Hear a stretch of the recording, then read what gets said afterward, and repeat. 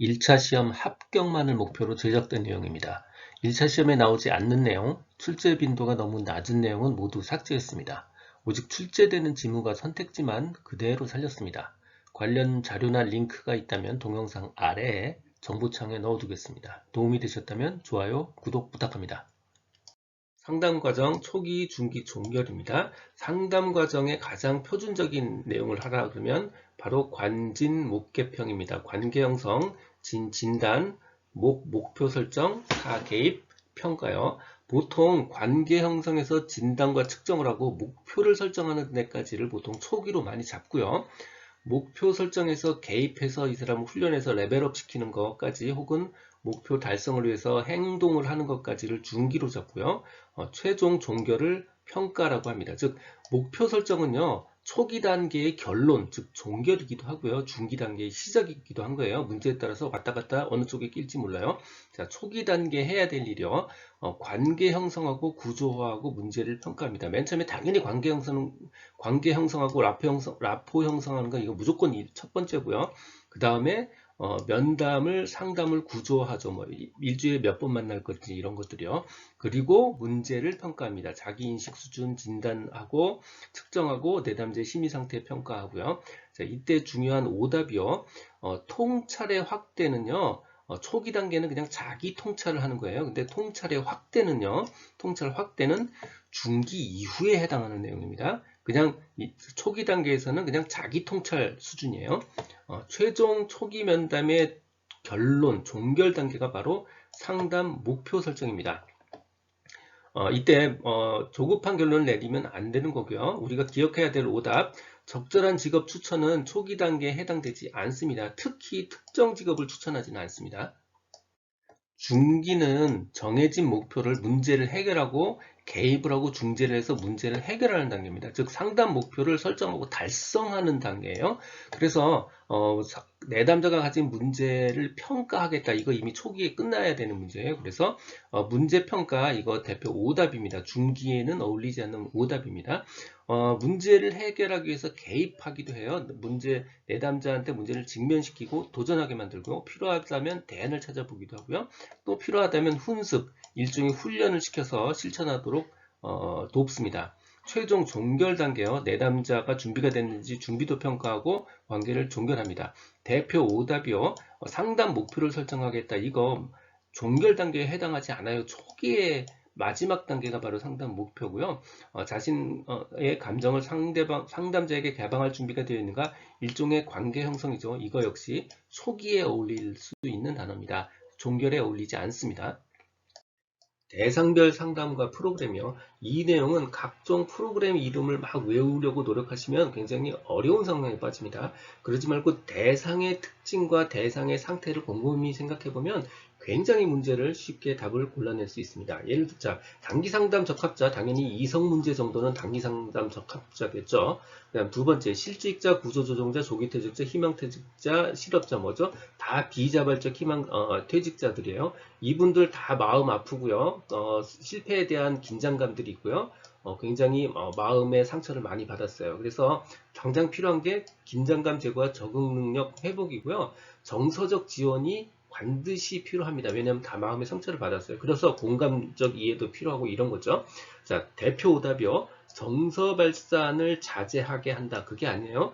오히려 공감해주고요. 충분히 풀 수 있는 기회를 주셔야 되는 거예요. 그다음 이분들 다 기존에 직장 다니셨던 훌륭하신 분들의 베테랑들이에요. 이 직장 일에 관해서는 다 베테랑들인데 이런 분들을 대상으로 무슨 정신분석적 해석을 하고 뭐 꿈을 해석한다 이거 넌센스예요. 자, 정서발산 자제 넌센스, 정신분석 해석 넌센스입니다. 자, 실업 관련 프로그램은 이미 실업자가 되신 분들이에요. 그러니까 당연히 충격 완화 프로그램이 있고 앞으로를 위해서 직업훈련 프로그램 할 거고요. 포기하신 분들을 대상으로 동기 증진 프로그램을 하겠죠. 자, 포인트는 실업 관련 프로그램에 해당하지 않는 겁니다. 실업 관련 프로그램이란 뜻은 이미 실업자가 됐다는 뜻이고 회사에 안 다닌다는 뜻이잖아요. 그러니까 당연히 인사고과 프로그램 넌센스고요. 진로개발 프로그램 넌센스고요. 조기 퇴직 프로그램이라는 얘기는 아직도 회사 다니고 있다는 얘기잖아요. 그러니까 이것도 넌센스예요. 여기 세 개, 인사고과 진로개발, 조기 퇴직, 실업 관련 프로그램이 아닙니다. 은퇴 예정자 및 일반 퇴직 은퇴자 이분들은 60까지 혹은 65세까지 완전히 다니시고 정상 은퇴하시는 분들이에요. 그러니까 프로그램 퇴직 준비 프로그램이나 사회행동 추구, 의사결정 능력 배양 같은 내용들이 프로그램에 들어가죠. 그런데 실업 충격 완화 프로그램들은 이분들은 정상 은퇴하신 분들이에요. 실업 충격 완화 프로그램은 여기 계신 분들, 그러니까 비자발적으로 퇴직하신 분들의 충격을 완화시켜주겠다는 프로그램입니다. 그래서 실업 충격 완화 프로그램은 은퇴 예정자나 정상 은퇴자, 일반 은퇴자를 대상으로 하지 않습니다. 직업 적응 상담이요. 그러니까 당연히 신입사원, 즉 신규 입직자를 대상으로 하겠죠. 그래서 조직 문화나 인간관계, 직업 예절 이런 것들 가리키는 프로그램이에요. 두 번째, 퇴직 의사 보유자 전직 예방 프로그램이요. 자, 첫 번째, 퇴직 의사 보유자라는 뜻은 지금 회사에 다니고 있다는 뜻이에요. 전직 예방이라는 뜻은 내보내고 싶지 않다는 뜻입니다. 이거에 해당되는 프로그램은 직장 스트레스 대처 프로그램이나 직업 적응 프로그램들이 있고요. 해당하지 않는 것들, 자, 직업 복귀 대처는 뭐죠? 이미 실업자가 됐다는 뜻이고요. 실업 충격 완화도 이미 실업자가 됐다는 뜻이에요. 그러니까 퇴직 의사 보유자와 관계 없는 거고요.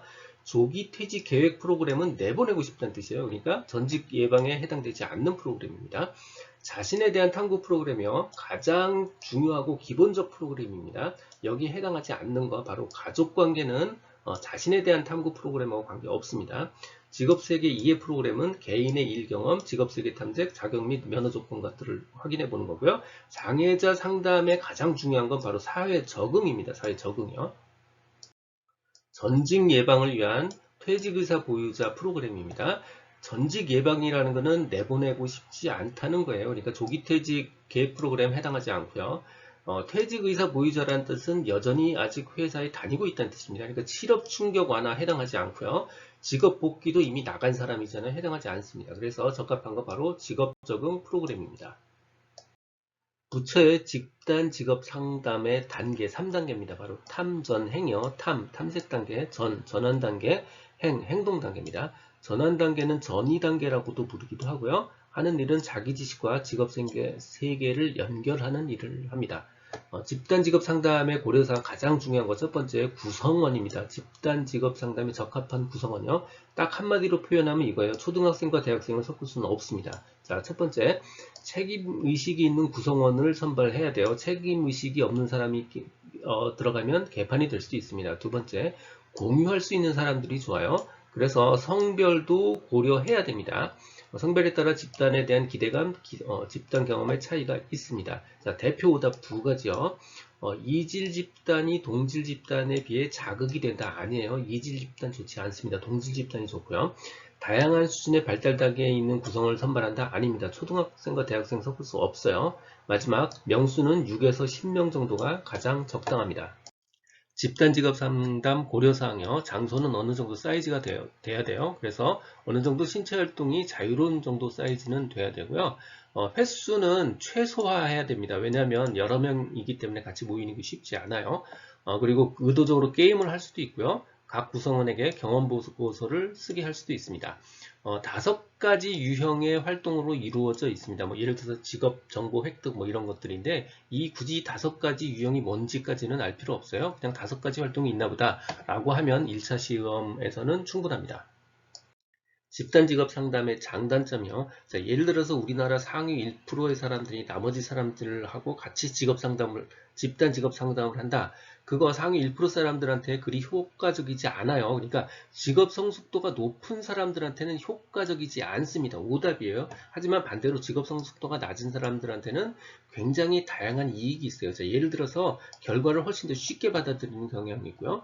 예를 들어서 비현실적으로 높은 목표를 가지고 시작했다 하더라도 이야기하면서 자기 목표 굉장히 쉽게 변화시킵니다. 두 번째 큰 단점이요. 개인 상담이 아니고 단체로 하다 보니까 심층적인 내면 심리를 다룰 수가 없습니다. 더 효율적 오답이에요. 나머지 비밀 유지 어렵고요. 여러 명이 하니까 당연하겠죠. 그리고 시간과 경제적인 측면에서 효율적 맞죠? 타인과 상호 교류를 할 수 있는 능력이 개발됩니다. 여러 명이 하니까요. 집단 상담자 리더의 특성, 그리고 정신역동적 집단 상담의 장점, 마지막으로 글라서 현실 치료적 집단 상담의 기법, 이거 모두 다 오답에 집중하는 게 1차 시험 대비 준비하는 게 훨씬 더 효과적입니다. 집단 상담자 리더 좋은 거 다 있어요. 자기 수용력이 있어야 되고요. 또 직업 정보에 대해서 잘 알고 있어야 되고요. 최종 마무리해야 되고요. 자, 하지만 오답에 집중하면 이렇습니다. 자, 첫 번째, 집단 상담자는 반드시 1인이어야 한다? 이거 아닙니다. 보조 상담자도 충분히 있는 경우 많아요. 그래서 오답, 반드시 1인이어야 된다. 틀린 답이고요. 자, 두 번째, 집단 상담의 리더는 목표의 달성을 평가한다. 목표 달성 평가가 아니고요. 결국 상담원들의 성장과 변화에 대한 평가입니다. 목표가 아니고 성장과 변화에 대한 평가예요. 이 두 가지 오답 확실하게 기억을 하시고, 정신역동적 직업 상담의 장점이요. 자, 집단 상담이니까 개인으로 하는 게 아니에요. 근데 상담자와 집단원 간의 독점적 관계, 혼자 못 만나잖아요. 독점적 관계는 있을 수 없어요. 그래서 독점적 관계 때문에 전위적 소망이 충족된다. 틀린 답이에요. 독점 관계가 없기 때문에 전이가 쉽지 않습니다. 자, 나머지는 그냥 평범한 이야기들이에요. 저 방어정에 좀 더 극적 통찰을 얻을 수 있고요. 다른 사람들을 보면서 훈습할 기회가 많아지고요. 또 다른 사람들을 보면서 더 많은 걸 이해하게 됩니다. 상식적인 이야기죠. 자, 글라스의 현실 치료적 상담, 집단 상담 기법입니다. 집단 상담 기법이니까 숙련된 질문, 유머 사용, 역설 기법 다 맞는 얘기고요. 조작 기법의 사용은 집단 상담에서 당연히 사용할 수 없는 거죠. 조작 기법 사용이 오답입니다. 지금 듣고 계신 강의는 직업상담사 2급 초단기 합격 비법의 핵심 내용 파트입니다. 전자책 버전으로 출판되어 있어서 교보문고, 예스24 등에서 구할 수 있습니다. 전자책이 불편하신 분들, 인쇄 가능한 버전이나 제약 없는 PDF 버전이 필요하신 분들은 제 블로그 공지글에서 구할 수 있습니다. 동영상 아래에 정보창에 링크를 넣어드렸습니다. 상담 기법의 특징과 장단점이요. 이거 상담 기법 종합편입니다. 난이도가 높은 문제가 굉장히 많고요. 반드시 기출 문제의 풀이가 필요한 단원입니다. 자, 먼저 행동주의 직업 상담이요. 내담자의 문제 행동을 증가시켰던, 내담자 문제 행동을 악화시켜왔던 강화 요인을 탐색해서 제거합니다. 이거 알고 보면 우리가 초중고등학교의 생활과 아주 똑같아요. 몽땅 다 학습입니다. 학습을 하는데 관찰하고요, 통제하고요, 시험 봐서 계량화하고요.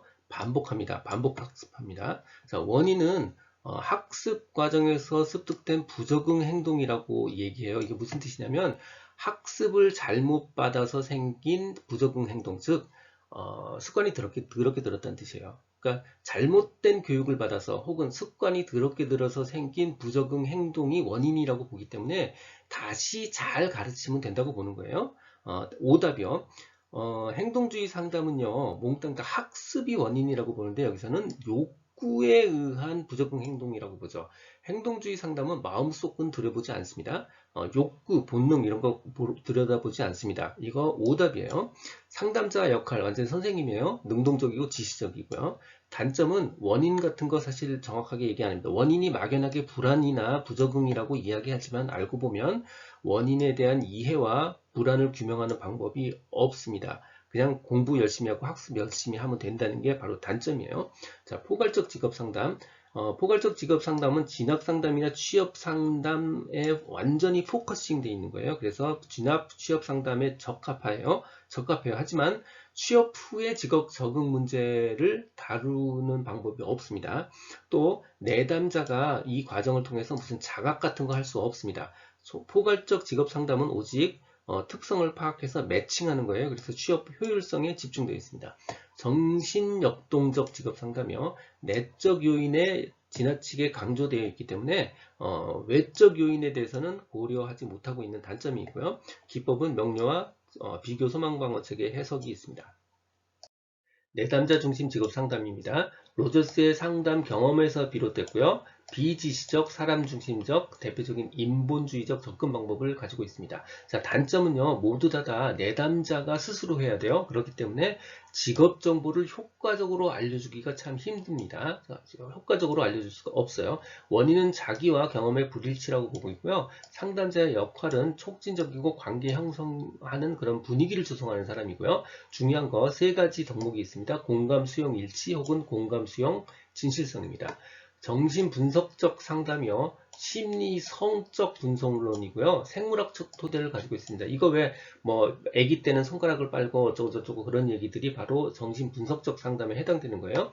그러니까 당연히 인생 초기의 발달을 중요하게 생각을 하고요. 인간을 비합리적이고 결정론적이고요. 생물학적 충동과 본능에 휘둘린다고 보고 있어요. 자, 오답이요. 중요한 거 오답입니다.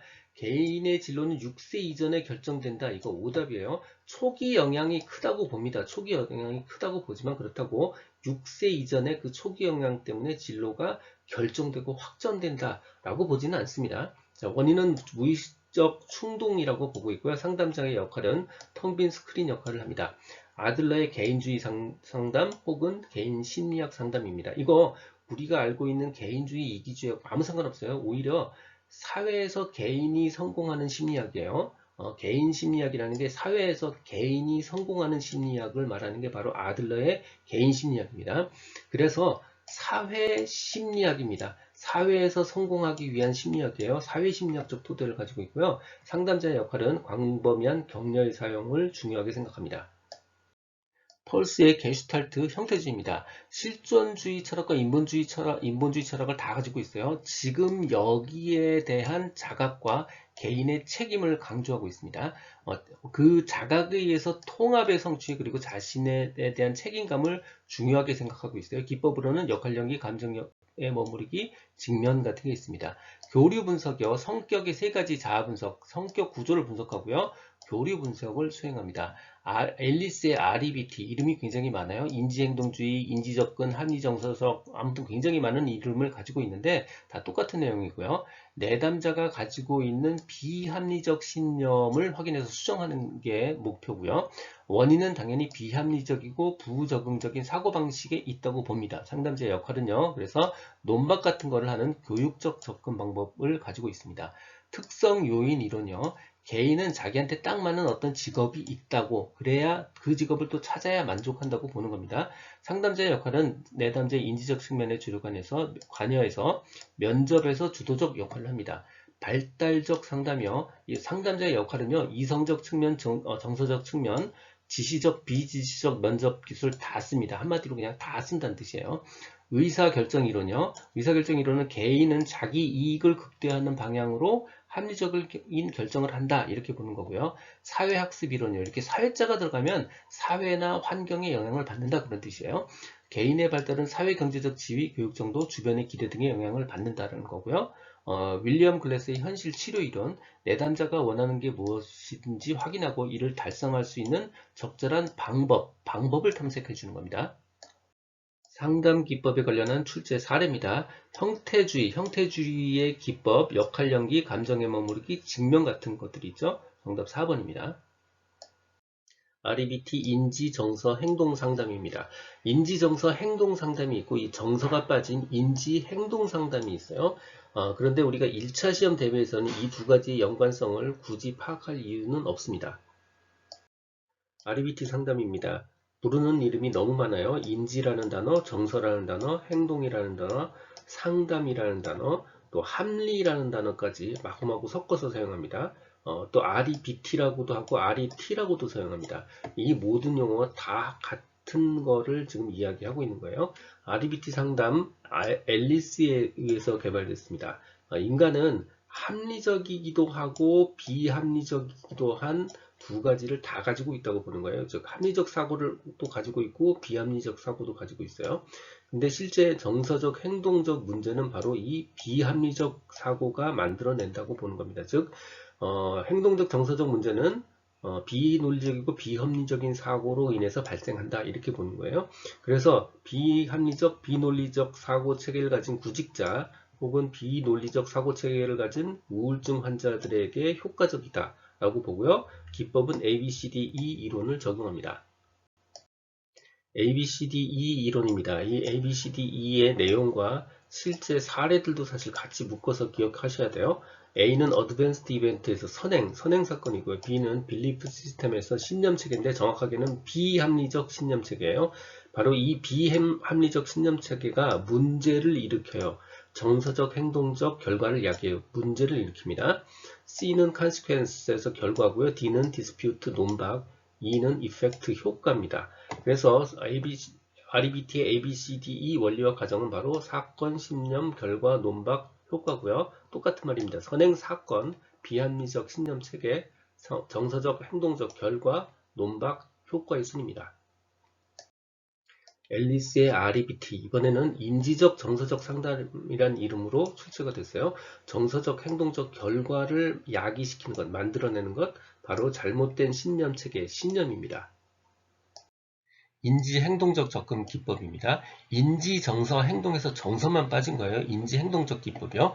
베크의 인지 치료적이라는 표현도 씁니다. 인지 치료적 직업 상담은 인간의 사고와 행동은 서로 밀접한 관련이 있다라고 봅니다. 그래서 잘못된 생각, 즉 인지적 왜곡이죠. 잘못된 신념, 비합리적 신념이죠. 이걸 수정합니다. 심리 교육적 접근 방법을 하고 논박을 사용하고요. 내담자 상담자의 협력적 관계를 유지합니다. 오답이요. 아동기 경험, 이거 상관없죠. 전이관계 촉진, 이것도 전혀 상관없는 오답입니다. 인지행동적 접근 기법에는 인지적 재구성과 대처기술 훈련이 있어요. 그래서 인지라는 단어에서 인지적 재구성 요 기억해 주시고요. 행동이라는 단어에서 대처기술 훈련, 즉 인지라는 단어에서 인지, 행동이라는 단어에서 훈련, 이렇게 짝으로 기억하시면 좀 기억이 쉽습니다. 베크의 인지행동적 혹은 인지치료적 상담 기법은 정서적, 언어적, 행동적 기법이 있습니다. 인간은 존재, 비인과 자아, 셀프와 자아상, 셀프 이미지의 통합체라고 보는 겁니다. 성격은 자아와 자아상과 존재의 세 가지로 구성되어 있다고 보는 거고요. 그래서 인간은 신체, 정서, 사고, 감각 등등등 모든 부분이 서로 관련을 맺고 있어서 전체로서 완성이 되는 경향이 있다고 보는 겁니다. 즉 존재와 자아와 자아상, 비인과 셀프와 셀프 이미지로 구성이 된 게슈탈트 인간은 지금 여기라는 상황을 만나서 자각을 하게 되면요. 스스로 완성하려는, 통합을 추구하려는 경향이 있다라고 보는 게 바로 게슈탈트 인간입니다.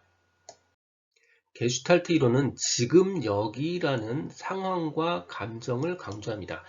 게슈탈트 이론의 기본 가정이요. 인간의 행동은 행동이 일어난 상황과 관련해서 의미 있게 해석된다. 의미 있게 이해된다. 다시요. 기본 가정은 인간의 행동은 행동이 일어난 상황과 관련해야 의미 있게 이해된다. 이게 기본 가정이에요. 그리고 중요한 단어는 바로 지금 여기입니다. 지금 여기의 경험, 지금 여기의 지각과 경험, 현재, 지금 여기에 사고, 감정, 행동의 전체성과의 통합을 추구하는 존재라고 보는 거지, 과거나 환경이 중요하다고 보지 않습니다. 그래서 오답이요. 인간은 과거와 환경에 의해 결정되는 존재로 보았다. 게슈탈트 이론에서는 오답입니다.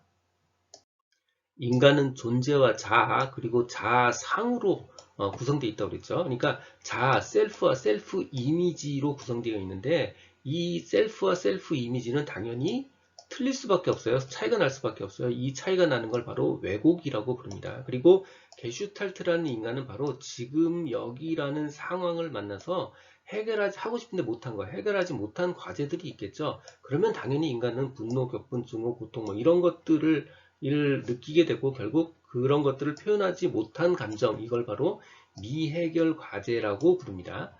그 다음 셀프와 셀프 이미지 사이에 나타나는 문제, 그거를 왜곡이라고 부르고요. 형태에는 내사, 투사, 반전, 융합, 편향 등이 있습니다. 그 중에서 우리가 꼭 알아야 되는 건 내사입니다. 내사, 내부 주사예요. 인트로젝션, 즉 예를 들어서 부모나 혹은 사회로부터 어렸을 때 그 생각을 강제로 주입받는 거예요. 주사로 받듯이 주입받는 거고요. 당연히 그러니까 무비판적으로 받아들일 수밖에 없는 거고요. 신념, 행동, 양식, 감정, 평가 등의 무비판적 수용 상태를 말합니다. 당연히 이건 어렸을 때니까 발달 초기의 문제고요. 그러다 보니까 정신분석적 상담과 유사한 부분이 있을 수밖에 없습니다. 나머지 투사, 반전, 융합, 편향 부분 쭉 한 번씩 읽어보고 확인해 보시면 됩니다. 마지막으로 하나 더 알아야 될 거 바로 신경증의 층입니다. 펄스의 레이어고요. 부모나 주위 환경의 기대 역할에 따라서 행동하면서 살아가는 것, 즉 일종의 연기하면서 살아가는 거예요. 그래서 연기층이라고도 부르고 공포층이라고도 부르는데 우리가 기억해야 되는 단어는 공포층입니다. 공포층이요. 게슈탈트 형태주의 상담은요, 자각을 통해서 스스로 책임지고 완성되려는 힘이 있다라고 보는 겁니다. 그래서 각성, 즉 자각이죠. 각성을 중요시하고요. 자각을 중요시하고요. 자각하면 자기 문제들을 스스로 잘 효과적으로 다룰 수 있다고 생각합니다. 그래서 내담자의 자각을 증진시키고요. 결국은 책임감을 증진시키고 책임을 수용하게 하고 하는 게 상담의 목표라고 보는 겁니다. 완전히 기능하는 사람은 내담자 중심 상담의 이론이에요. 사람이 완전하다고 보고 있지는 않습니다. 다시 오답 이거 주목하셔야 돼요. 완전히 기능하는 사람은 게슈탈트 형태주의 상담 기법의 대상이 아닙니다. 상담 기법이요. 자각 증진, 비의자 기법, 꿈 작업, 과장하기 이렇게 네 가지 리스트 기억하시고요. 자각을 증진시키는 거, 그렇게 해서 행동 결과를 수용하고 책임감을 증진시키는 거요. 그다음 비의자 기법은 우리 TV에도 가끔 나오는 거예요. 빈 의자에 뭐 곰인형 같은 거 앉혀놓거나 아니면 그냥 놓기도 해서 그 앞에 누군가 있다고 생각하고 뭔가 역할 연기를 시키는 거예요. 그렇게 해서 스스로를 자각하게 만드는 기법. 꿈 작업은 프로이트의 꿈의 해석하고는 완전히 다른 겁니다. 프로이트는 꿈을 해석하지만 꿈 작업은 그냥 꿈 이야기를 소재로 이야기하는 거예요. 그렇게 자각하는 기법이고요. 과장하기는 자각을 유도하기 위해 과장된 표현을 사용하도록 지도하는 기법입니다. 다시 자각 강조하고요. 비내자 기법, 꿈 작업, 과장하기가 있습니다. 생애 주기 연구입니다. 그러니까 전생에 관련한 이야기죠. 모든 연령별로 일에 대해서 훈련, 자격, 직업 얻는 방법 등등 이런 관계를 인식해야 된다. 연령별로 이런 모든 직업에 관련한 관계를 인식해야 된다는 거고요. 이건 당연히 일생 동안 이루어지는 과정이니까 다양한 단계에서 다양한 형태의 도움이 필요합니다. 자, 오답이요. 한 번 얻은 직업은 변함없이 계속 유지돼야 된다. 이게 당연히 틀린 오답입니다. 이렇게 변하는 이유요. 가치관이 급격하게 변하고 있기 때문이고요. 우리의 수명이 길어지면서 직업에 종사하는 기간도 길어지고 또 직업 생활을 오래 유지하려는 욕구도 강해지기 때문입니다. 오답이요. 가정 생활에 더 큰 의미를 두고 있기 때문에 생애 주기 연구가 이루어졌다. 이거 관련 없는 오답입니다. 이 내용은 블로그와 전자책에 동일하게 그대로 있습니다. 필요한 분들을 위해 관련 링크는 동영상 아래에 정보청에 넣어두겠습니다. 지금까지 라디캠지기 꾸벅이 박정규였습니다. 감사합니다.